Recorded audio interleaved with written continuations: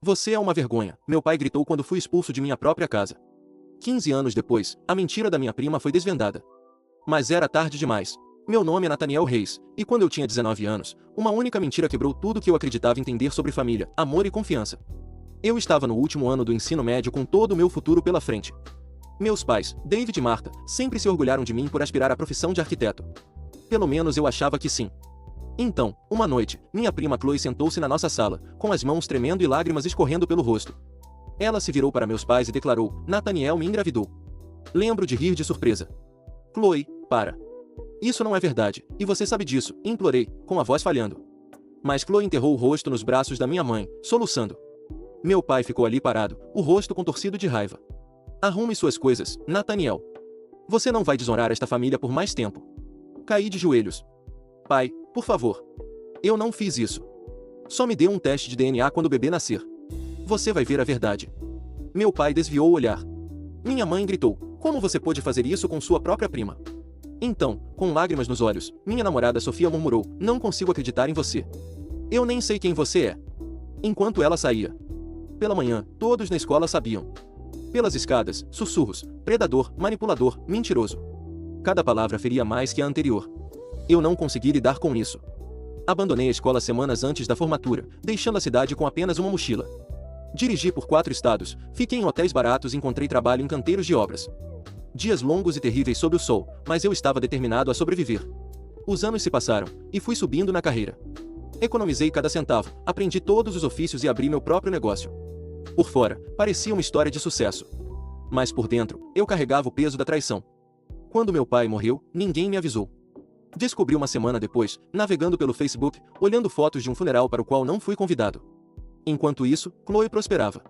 Meus pais, por culpa, pagaram sua educação. Ela se casou com Alex, um advogado polido, e eles construíram a vida perfeita. Cartões de Natal, fotos de família feliz, tudo o que eu tinha esperado. Então, há apenas algumas semanas, o filho deles, Max, ficou gravemente doente. Ele precisava de um transplante de fígado. Chloe não era compatível. Desesperado, meu irmão James se ofereceu. Vendo que tínhamos o mesmo tipo sanguíneo, ele disse depois: achei que se ele realmente fosse seu filho, eu tinha que ajudar. No entanto, quando os médicos o testaram, a confusão tomou conta da sala. Um médico acrescentou: você não é compatível, e não há relação biológica entre você e a criança. Foi quando a verdade veio à tona. Max não é meu filho. Nunca foi. Chloe mentiu. E por 15 anos, eu sofri as consequências por algo que nunca fiz. Agora, meu telefone não para de vibrar. Minha mãe está chorando em mensagens de voz. Dani, por favor, volte para casa. Nós erramos. James implorou: você estava certo o tempo todo, cara. Por favor, vamos consertar isso. Até Sofia, depois de todos esses anos, me mandou mensagem. Mas eu não respondo. Eu construí minha vida sem eles, tijolo por tijolo, cicatriz por cicatriz. Agora eles querem que eu volte. E essa não é a pior parte. Faz apenas um dia desde que a vida da minha prima Chloe se despedaçou sob o peso da verdade.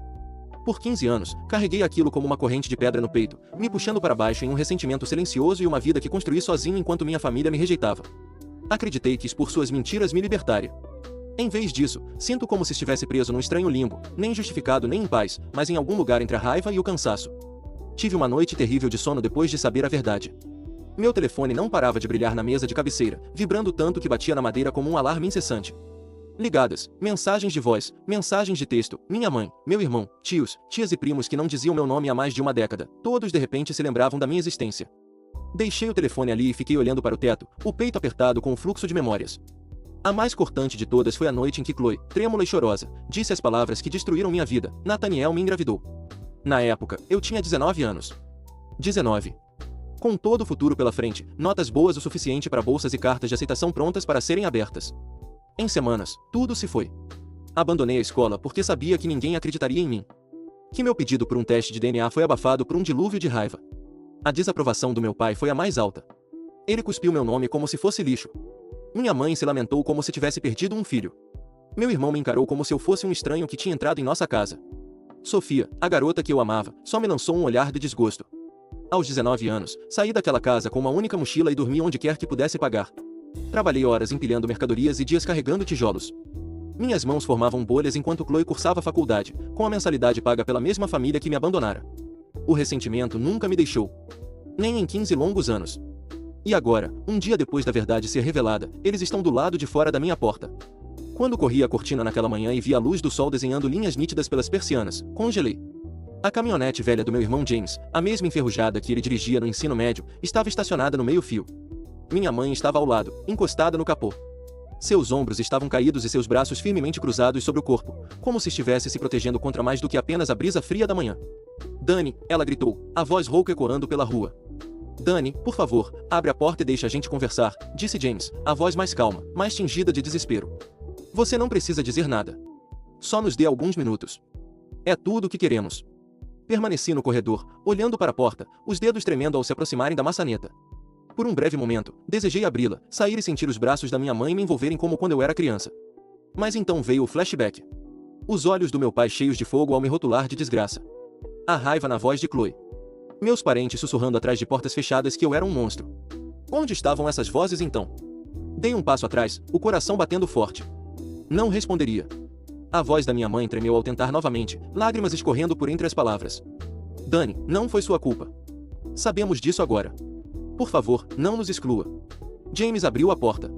Não com força, mas o suficiente para o som reverberar no meu crânio. Dani, eu imploro, não deixe que isso seja o fim. Permaneci em silêncio. Ouvi choros abafados, passos arrastados, o bater da porta da caminhonete e o rugido do motor enquanto ela descia a rua. Só então me permiti respirar, e o que saiu dos meus pulmões foi mais amargo que o ar. Convenci-me de que isso era o fim, que poderia voltar à minha vida normal. Estava enganado. Mais tarde naquele dia, cheguei ao canteiro de obras onde trabalho. A poeira pairava pesada no ar e a luz do sol brilhava nas vigas de aço. Eu estava com as mangas arregaçadas, suor encharcando minhas costas.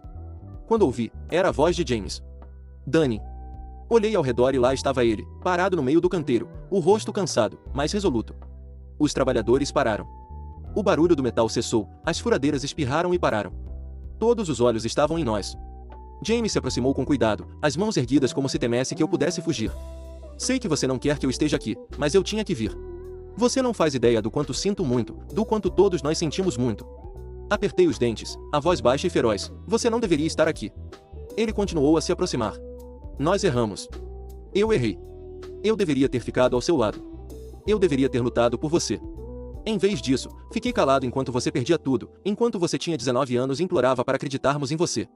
Eu só fiquei ali parado, e vou me arrepender disso pelo resto da vida. Minha equipe se remexeu, desconfortável, observando o calor me percorrer, vergonha e raiva entrelaçadas. Me virei e voltei para a estrutura meio construída. O nome do remetente fez meu sangue gelar.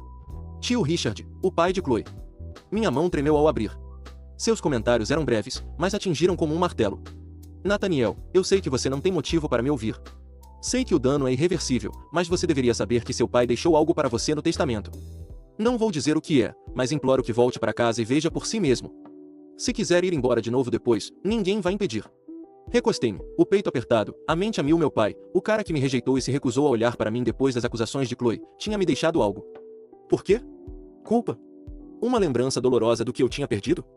Ou era algo completamente diferente? Pela primeira vez em 15 anos, me senti incerto. Deveria ir? Deveria ver o que ele me deixou? Deveria deixar o passado apodrecer onde pertence? Ainda não tenho a resposta. Mas sei disso, a história não acabou. A primeira atualização é sobre a mentira que roubou minha família. Dirigir de volta para o lugar que deixei aos 19 anos foi como entrar em uma fotografia super exposta. Tudo parecia igual, lojas desbotadas e gastas, calçadas esfarelando e os mesmos tanques de água enferrujados vigiando o céu. Passei 15 anos erguendo barreiras ao meu redor. Acreditava que os muros manteriam este lugar fora da minha vida para sempre. Mas aqui estava eu, cruzando uma fronteira invisível que prometi a mim mesmo que nunca cruzaria novamente. O ar parecia espesso, como se a cidade conhecesse meu passado. Meu telefone vibrava constantemente no banco atrás de mim, a tela piscando com mensagens e ligações perdidas da minha mãe e irmão. Dani, por favor, atende. Precisamos conversar. Só nos dê uma chance. As palavras brilhavam no vidro, mas não atendi. Cada vibração parecia uma batida numa porta trancada no meu peito. Passei pelo café onde Chloe costumava rir com os amigos enquanto eu passava com a cabeça baixa, queimando sob os olhares. Ainda estava lá, com seu letreiro de neon brilhando no crepúsculo. E de repente, como se o destino estivesse me testando, ouvi meu nome, Dani. Nathaniel Reis. Me virei e congelei. Tom Harris e Caleb Reed, dois rostos que não via desde o ensino médio, estavam descendo a calçada em minha direção. Eles foram amigos e companheiros de time, o tipo de rapaz que jurava sob as luzes da sexta-noite que nunca abandonariam um ao outro. Tom parou a poucos passos, coçando a nuca. Seu cabelo tinha afinado, sua cintura alargado, mas seus olhos ainda carregavam o arrependimento que eu lembrava da noite em que a mentira de Chloe me destruiu. Cara, não acredito que é você mesmo. Caleb se remexeu nervosamente. Ouvimos dizer que você tinha ido embora da cidade para sempre. Dani, escuta. Desculpa. Naquela época, quando Chloe disse o que disse, nenhum de nós. Ele hesitou, a vergonha pesada em sua voz. Você não acreditou em mim, concluí por ele, meu tom mais duro do que pretendia. A mandíbula de Tom endureceu. Deveríamos. Eu sabia que não parecia certo. Nós só não queríamos nos meter no meio disso. Todos estavam contra você. Nós só seguimos o fluxo, e não deveríamos. Estudei os dois. Observei como suas alianças brilhavam sob a luz dos postes enquanto falavam sobre suas esposas, filhos e as pequenas vidas que construíram enquanto eu lutava para sobreviver a 4 estados de distância. Cada palavra aumentava o abismo entre nós. Consegui um sorriso fraco. Fico feliz que tudo deu certo para vocês. Fui embora, suas vozes me seguindo rua abaixo até desistirem. Naquela noite, encontrei o tio Richard num pequeno café nos arredores da cidade. O aroma de café e comida frita pairava no ar enquanto a conversa dos moradores ecoava ao fundo. Quando o vi, meu peito se contraiu. Ele tinha envelhecido, com cabelo quase todo grisalho e o corpo mais magro. Ainda assim, seus olhos retinham uma tristeza que parecia esvaziá-lo. Quando me aproximei, ele se levantou e agarrou minha mão com as duas. Dani, murmurou baixinho, como se temesse que fosse se desfazer. Fico feliz que você veio. Não tinha certeza se viria. Sentei-me em frente a ele, o peso dos anos me pressionando. Por que você entrou em contato depois de tudo? Seus ombros caíram. Porque alguém precisa te contar a verdade sobre seu pai. Ele não era o homem que você lembra no final, Dani. Ele carregava arrependimento todos os dias. Ele nunca parou de pensar em você. Senti a velha raiva se agitar. Ele me expulsou. Ele olhou nos meus olhos e disse que eu não era mais filho dele. Ele nem me perguntou se era verdade. Os olhos de Richard se nevoaram de tristeza. Você está certo. Ele falhou com você. Mas nos seus últimos anos, isso o corroía. Ele te procurou, Dani. Ele até contratou um investigador particular no ano passado. Comprou uma passagem de avião. Ia te ver, te encarar, implorar seu perdão. A palavra me atingiu como um martelo. Minha respiração falhou. Isso não é possível. É sim, Richard murmurou. Mas um ataque cardíaco o levou dias antes de ele partir. Ele morreu antes de poder consertar as coisas. Passei uma mão trêmula no rosto, meus olhos embaçados pelas lágrimas que não conseguia parar. Por anos, me convenci de que meu pai me odiava e morreu sem saber a verdade. E agora a reviravolta horrível, ele não me odiava no fim. Ele queria que eu voltasse. Minha voz falhou. Ele nunca soube que eu era inocente. Ele morreu pensando que eu era culpado, mas disposto a me perdoar mesmo assim. Richard se inclinou sobre a mesa e apertou minha mão. Sim. Ele queria paz. Queria sua família inteira de novo, mesmo que não pudesse desfazer o passado. Então ele me levou ao escritório do advogado. A estrutura era pequena, de tijolos, com janelas que brilhavam suavemente no crepúsculo. Lá dentro, o advogado sentou-se em frente a nós, um homem sóbrio com óculos estreitos e uma pasta pronta em sua mesa. Ele abriu suavemente, deslizando documentos em minha direção. Seu pai fez arranjos. Ele queria que você tivesse isto, Nathaniel. Minhas mãos tremeram enquanto lia. Uma conta bancária com $300 mil economizados e acrescidos ao longo dos anos. Além disso, uma escritura, uma casa à beira do lago, um lugar que eu lembrava desde criança, onde eu costumava correr descalço na grama, a água brilhando como vidro líquido ao sol. Minha garganta se contraiu e as lágrimas escorreram livremente. Meu pai, que me abandonara, me deixou isto, uma âncora, uma chance de recomeçar. Ele morreu acreditando que eu era culpado. Mas ainda assim queria que eu tivesse um futuro, que estivesse conectado a esta família de alguma forma. Enterrei o rosto nas mãos, soluçando. Ele nunca soube a verdade. Ele nunca soube o que ela fez. A voz de Richard era gentil. Ele sabia que te amava. Isso foi o suficiente para ele no fim. Naquela noite, não consegui voltar para casa. Em vez disso, sentei-me num bar nos arredores da cidade. As luzes fracas, o ar denso com fumaça e os sussurros de estranhos. Um copo de uísque permanecia intocado à minha frente. Olhei para ele e vi não meu reflexo, mas o menino que eu fora, partido e expulso aos 19. O arrastar de uma cadeira interrompeu meus pensamentos. Me virei e senti meu peito se contrair. Era Alex, o marido de Chloe. Seu rosto estava marcado pelo cansaço, e seus olhos perfuravam com propósito. Ele se aproximou, a voz calma, mas com um tom de urgência. Preciso da verdade, Nathaniel. Toda ela. Me diga o que ela fez. Encontrei seu olhar, sólido como aço. Ela mentiu. Ela me arruinou. Aos 19 anos, tive que abandonar a escola. Perdi minha família, meu futuro. Deixei esta cidade em desgraça. Enquanto ela foi para a faculdade com o dinheiro deles, e por 15 anos, o peso da mentira dela me esmagou. A mandíbula de Alex se contraiu, suas mãos cerradas contra o balcão. Ela destruiu tudo para você, e achou que nunca teria que pagar por isso. Sua voz caiu para um rosnado. Você não pode deixá-la escapar disso, Nathaniel. Você precisa responsabilizá-la pelo que fez. Processe-a, arraste-a para o tribunal. Não deixe ela arruinar sua vida e depois reconstruir a dela como se nada tivesse acontecido. Suas palavras me atravessaram, desencadeando emoções que eu não sentia há anos. O desejo por justiça, retribuição, recuperar o que foi roubado. Agora, enquanto sento diante do meu computador com a escritura da casa ao lado do lago ao meu lado, e o brilho da tela iluminando meu rosto, posso ouvir a voz de Alex ecoando em meus pensamentos. Por tanto tempo, tudo o que quis foi distância. Mas talvez a distância não seja mais suficiente. A história está longe de terminar. O sono me escapou naquela noite. Virei-me na cama da casa à beira do lago, semi-reformada. O ventilador de teto clicava baixinho acima de mim como um relógio que eu não conseguia parar. Toda vez que fechava os olhos, via a expressão do meu pai, linhas mais profundas do que eu lembrava, olhos nublados com o desespero que me seguirá ao exílio. Ele foi para o túmulo acreditando que eu era culpado. Isso foi o que mais me sufocou. Outro fato estava vindo à tona, um dos meus primos estava se escondendo há quase uma década. A tempestade estourou na tarde seguinte. A fofoca se espalhou rapidamente pelos corredores do hospital, sussurrada por enfermeiras, ouvida por visitantes, carregada como fogo pela pequena cidade. Chegou até mim via mensagem noturna de um velho amigo do ensino médio, Matthew, com quem não falava desde os 19. Dan, dizia a mensagem, você precisa saber disso. Ela testou 7 homens. 7. Eventualmente encontraram um verdadeiro pai. É o Henderson, o professor de educação física. Acredita?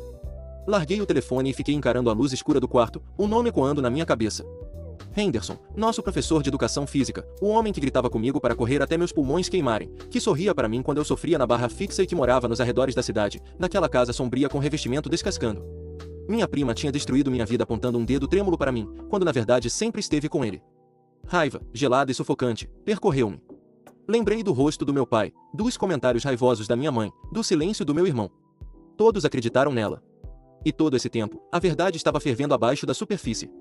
Na manhã seguinte, me vi no escritório de Richard Crowley, um advogado recomendado por um ex-colega. Seu escritório cheirava a poeira e couro, e as paredes estavam forradas com volumes pesados que não eram tocados há anos.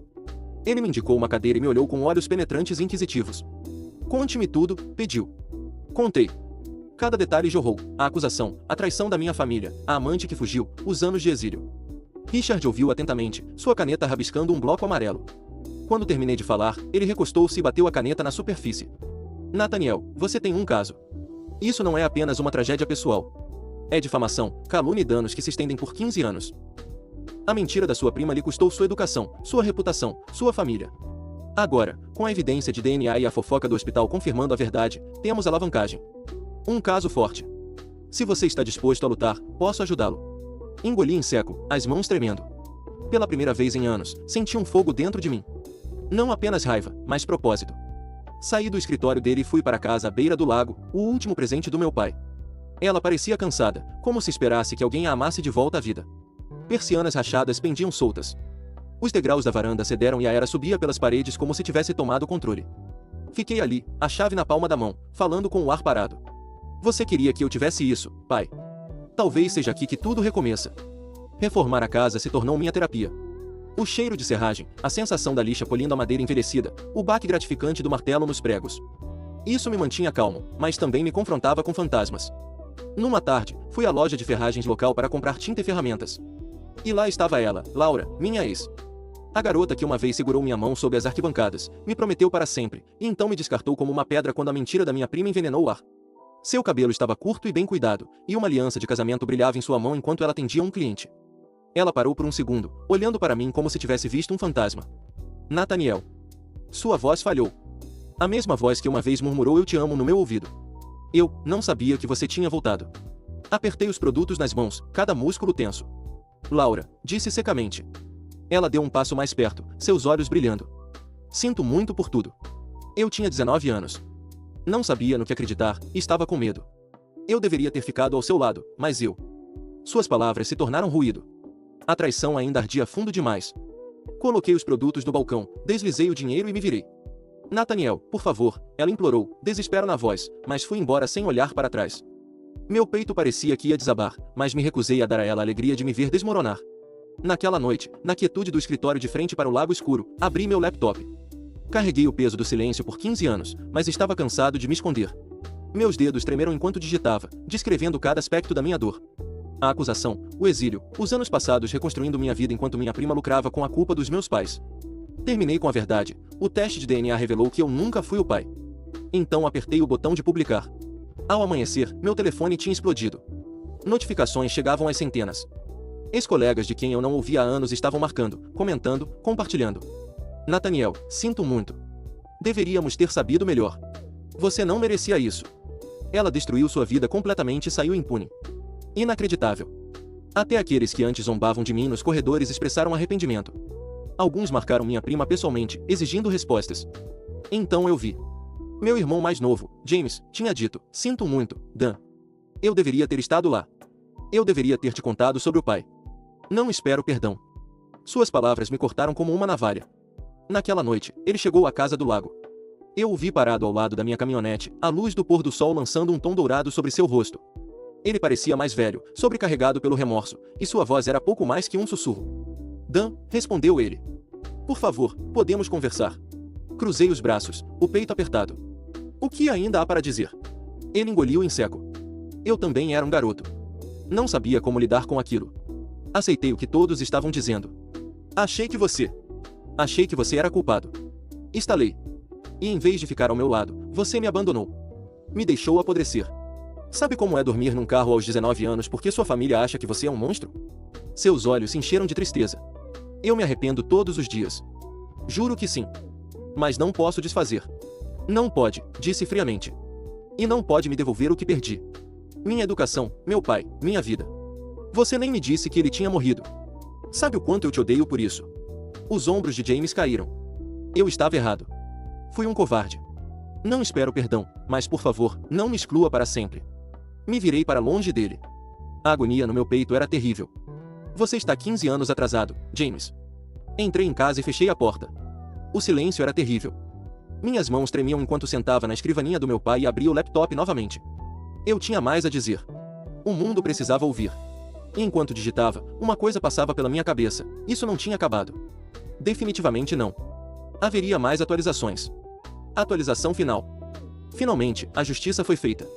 O tribunal estava lotado, cada assento rangendo sob o peso de pessoas que antes sussurravam sobre mim, desviavam a cabeça quando eu passava, atravessavam a rua em vez de encontrar meu olhar.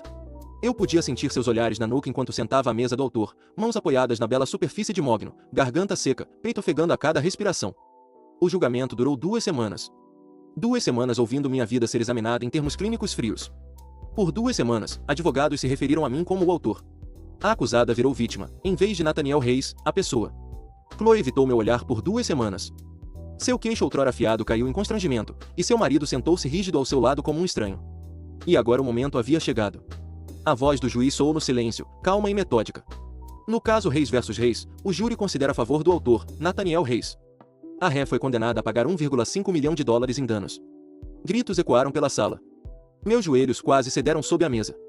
Segurei a borda com tanta força que meus nós dos dedos ficaram brancos. As palavras penetraram em mim como a luz do sol após anos de escuridão. Eu tinha vencido. Mas não era apenas sobre dinheiro. Era sobre ser inocentado. Era sobre finalmente trazer a verdade à luz. Senhorita Reis, acrescentou o juiz, você também publicará um pedido de desculpas público ao Sr. Reis, reconhecendo sua falsa acusação e o dano que ela causou. Chloe se levantou devagar, as mãos tremendo enquanto desdobrava um pedaço de papel e começou a falar. Eu, Chloe Reis, acusei falsamente meu primo Nathaniel Reis de ser o pai do meu filho, mesmo sabendo que ele não era o pai. Minhas ações resultaram em sua expulsão, na perda de seu diploma, de sua família e de anos de sua vida. Eu realmente lamento a dor que lhe causei. Suas palavras ecoaram pela câmara, finas e frágeis. Ninguém aplaudiu. Ninguém expressou compaixão. Eles apenas olharam, seu julgamento sólido como pedra. A voz de Chloe falhou na última frase, e sua cabeça se curvou. Quando olhou para cima, seu marido havia saído. Robert escapou do tribunal antes que ela pudesse começar. Quando o juiz nos dispensou, levantei-me, as pernas trêmulas e o coração acelerado. Ao sair do tribunal, o ar da primavera me atingiu com força. A multidão lá fora se dispersou, e lá estavam eles, minha família. Minha mãe ficou na minha frente, as mãos entrelaçadas como se estivesse se segurando. Seu rosto estava pálido e seus lábios tremiam. Atrás dela, James pairava, o rosto cheio de vergonha, seus olhos fixos em mim. Nathaniel, minha mãe disse, aproximando-se. Nathaniel, por favor. Parei bem diante dela, as portas do tribunal ainda batendo atrás de mim. O ar cheirava vagamente a grama cortada e escapamento de carro, mas eu só conseguia sentir amargura. Vocês me expulsaram, eu disse, minha voz raivosa, mas firme. 19 anos. Implorei para acreditarem em mim, e vocês me chamaram de mentiroso. Vocês não apenas viraram as costas. Vocês me chutaram para fora. Vocês têm ideia do que isso fez comigo? Seu rosto desmoronou e as lágrimas escorreram livremente. Estávamos com medo. Nós pensamos. Vocês pensaram que eu era culpado, estalei. E em vez de ficarem ao meu lado, me destruíram. Deixaram eu passar fome. Deixaram eu congelar. Eu era um garoto, mãe. Seu garoto. Seus ombros tremiam de tanto chorar, mas eu não senti alívio. Apenas a dor vazia dos anos perdidos. James se moveu para a frente. Dan, ele disse baixinho. Eu deveria ter sido seu irmão. Eu deveria ter te contado sobre o pai. Eu deveria ter estado lá. Voltei-me para ele, minhas palavras queimando e ardendo. Você não esteve. Você ficou. Você abaixou a cabeça enquanto eu lutava para sobreviver. Você sentou à mesa do jantar enquanto eu dormia no meu carro.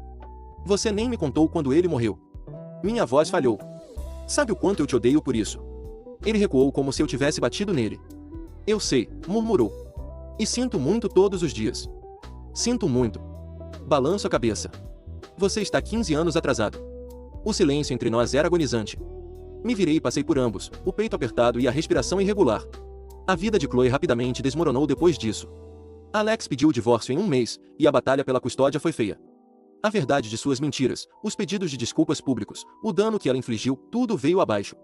No final, o juiz deu a Alex a custódia total de Oliver. Testemunhar seu colapso no tribunal foi como ver um castelo de cartas desabar, inevitável e permanente.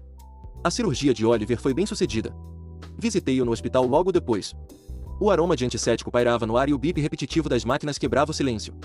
Ele parecia pálido, mas sorriu fracamente, sua pequena mão segurando uma figura de ação. Oi, respondi baixinho, puxando uma cadeira. Sou Nathaniel, seu primo. Ele me olhou atentamente. Meu pai diz que você é bom. Você é. A pergunta quase me destruiu. Engoli em seco. Eu tento ser, expliquei. E se você precisar de alguém, pode me ligar a qualquer hora. Seus olhos brilharam e ele assentiu. Por um breve momento, os anos de amargura desapareceram. Mudei minha empresa de construção de volta para a cidade, reinvestindo os ganhos na expansão. Novos caminhões, novos equipamentos, novos contratos. A postagem nas redes sociais que começou como um grito por justiça se tornou a pedra angular do meu futuro. As pessoas queriam me ver ter sucesso. Obras inundaram, e em um ano, minha empresa era uma das mais respeitáveis do estado. Passei de carro pela casa do lago uma noite, as luzes da varanda brilhando contra a água. Pensei no meu pai. Ele não viveu para me ver inocentado, mas seu presente moribundo me deu a oportunidade de reconstruir. Murmurei na escuridão, estou tentando, pai. Estou realmente tentando. Chloe, enquanto isso, tornou-se uma pária. Na cidade, ela passou a ser conhecida pelo apelido Veneno. Perdeu sua posição no escritório de advocacia. Seus amigos pararam de ligar, e seus parentes murmuravam seu nome com ódio.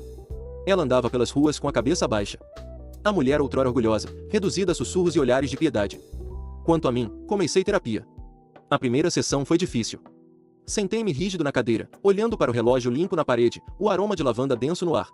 Mas gradualmente, comecei a processar os anos de raiva, tristeza e vergonha. Lentamente, comecei a me curar.